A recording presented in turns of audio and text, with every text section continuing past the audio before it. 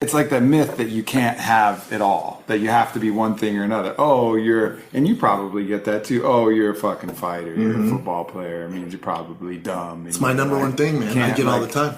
You're not funny, but how could you be? Yeah. And I like pushing people's boundaries with that and kind of shattering that stereotype. Like, yeah, I'll fucking go deep and talk to you about ayahuasca or smoking DMT. Yeah, but man. if you want to just bench press and slam we beers, can do that too, son. We can do that too. I got that down. I can do. That's the easy part. Yeah. I especially in LA, that meathead kind of stereotype, man. It's real because in LA there's not a lot of big guys. So Brian, whenever we walk in somewhere, he goes, "Oh, I'm gonna call you Hungry Eyes." Because all the girls stare at you. I'm like, dude, they're not staring at me because I look like Brad Pitt. They're staring at me because I look like a meathead, and everyone's tiny in this bar, man. That's what they're staring at. So I'm constantly battling that. Yeah. I've said this on our show. I told Brian one of the reasons I grew out my hair because I had a shaved head for 15 years. It's a meathead look, man, for a long time, especially for a big guy with my ears and stuff like that. So I was like, man, I just got to do some subtle changes now that I'm in entertainment. And it makes me feel better. I'm not doing it so other people don't think I'm meathead. I feel better about it. Yeah, I think that's the only reason to do all of these things. Yes. But I think one of the weakest things that humans do is we create games that we score, but we modify the rules so that we win. Yeah. So like an intellectual devalues all physical attributes, all other things, and they say, well, the only game that matters is this intellectual game that I'm playing, and I'm superior in. Yeah, because they're good at that game. They were good at that game. Yes. So we create games. We create the games that fit rules that make sense for us and like prop us up. And it's just this dirty trick of the ego. Like all of that shit's important. And that used to be the ideal of like the Renaissance man, the warrior poet, this kind of concept where it's not good enough to be a good soldier. You better be a good philosopher and a good artist and all of these things. But people now they're weak, and so they just pick that one thing that they're naturally good at and say, this is the only fucking thing that matters. It's the same thing with fighters. They do what they're good at. A stand-up guy just does stand-up. He doesn't really want to focus on his ground game. The jiu-jitsu guy only wants to do jiu-jitsu because they want to stay in that comfort zone because that's what they're good at. So I think,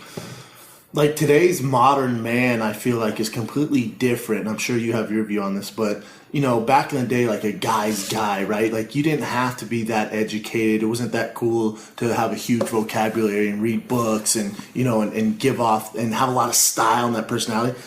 I think today's like gentleman is, man, he's well read. Yeah. He takes care of himself. He knows about nutrition. He knows about cars. Like we said, he can pound bears and do that stuff and do the tough guy stuff. But to be like a guy's guy, you have to go the other way, man. Mm-hmm. I just think that's I think those progress. Those older ideals are coming back, but you still see it. You still see weird pockets of it, and I find it in probably communities that you don't see, which is these kind of spiritual communities. Yes, I bet. Where they're preaching all of this kind of oneness and love or whatever, but they're scoring the game solely on these thin set of rules about your access to this particular type of spirituality and consciousness, where it's really weird for them to step into an environment where people are competing hard in sports. Yeah, man. And so, I think all across the board, it's time to embrace it all. And on the opposite, there's people training for the fucking NFL combine in there that, probably could, be a little more open-minded to floating. And that's one of the cool things that On It does, is it brings these different modalities kind of together. But it's also like that's the culture that's created in that sports environment. Like, Sybil and I went to get coffee, and I was talking with her, and she was asking about college, where I went to University of Colorado, played football there. And she goes, "Oh, did you like it?" I said, honestly, if I could redo it again, I wouldn't. Granted, it got me a scholarship, paid for college, but like I have a son now, and unless he's super gifted at sports, I want him to go to school to learn, because I went to school and majored in football. I was a double major, but still, as a football, they give you the easy classes. I was good at test taking, so I was just good at test taking. I learned how to take tests in college instead of actually learning the material. Yeah. So, but it's the culture you're in. So these football players getting ready for the combine or they're in the NFL, no one's saying, "Hey, man, I know we play Nebraska this week. It's important. Make sure you read this book. Make sure you understand this philosopher. Make sure you do this." No one's saying that. No. They're saying, make sure you have a 2.0 or higher. Other than that, we don't give a fuck. Cross the bare minimum. Focus on That's your how strength. it is, man. Make sure you get into the gym. Make sure, so and it's not their fault. They just no one's introduced them to it. So I've been super fortunate with my dad, who's super educated, and with Brian. Brian has been a mentor, and he was the guy like, man, you